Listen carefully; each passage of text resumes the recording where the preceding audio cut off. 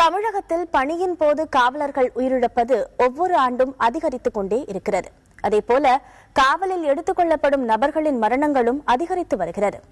என்னதான் சொல்கிறது தேசிய குற்ற ஆவண காப்பகத்தின் புள்ளி விவரங்கள்? இப்போது பார்க்கலாம்.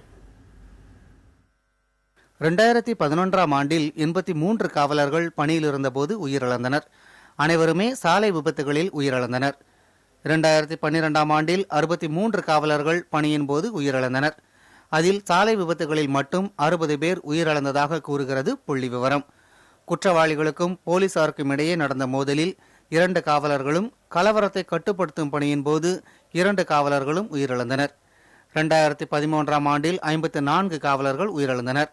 சாலை விபத்துகளில் 51 பேரும், விசாரணைக்காக கைது செய்யப்பட்டவர்களால் நடத்தப்பட்ட தாக்குதலில் 3 பேரும் உயிரிழந்தனர்.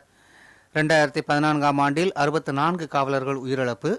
அதில் சாலை விபத்துகளில் 59 பேரும், குற்றவாளிகள் தாக்கியதில் 4 பேரும், கலவரத்தை கட்டுப்படுத்தும் பணியின் போது 1 காவலரும் மரணமடைந்தனர்.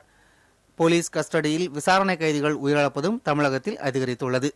2011ஆம் ஆண்டில் காவல்துறையின் கட்டுப்பாட்டில் இருந்தபோது 6 பேர் உயிரிழப்பு. அதில் மருத்துவமனையில் 5 பேரும், தற்கொலை செய்து கொண்டதால் ஒருவரும் உயிரிழந்தனர். 2012ஆம் ஆண்டில் போலீசாரின் விசாரணையின் போது 7 பேர் உயிரிழப்பு.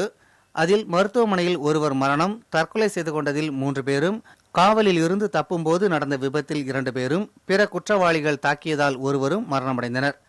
2013ஆம் ஆண்டில் 15 பேர் காவல்துறையினர் விசாரணையின் போது உயிரிழந்தனர். அதில் மருத்துவமனையில் 7 பேரும், தற்கொலை செய்ததில் 2 பேரும், காவலில் இருந்து தப்பும் போது ஏற்பட்ட விபத்தில் 2 பேரும், உடல்நிலை குறைபாடு காரணமாக 5 பேரும் உயிரிழந்தனர். 2014ஆம் ஆண்டில் 7 பேர் உயிரிழப்பு. அதில் காவல்துறையினரின் தாக்குதல் மற்றும் காயத்தால் 2 பேரும், காவல்துறையின் விசாரணையின் போது 2 பேரும் தற்கொலை செய்து கொண்டனர்.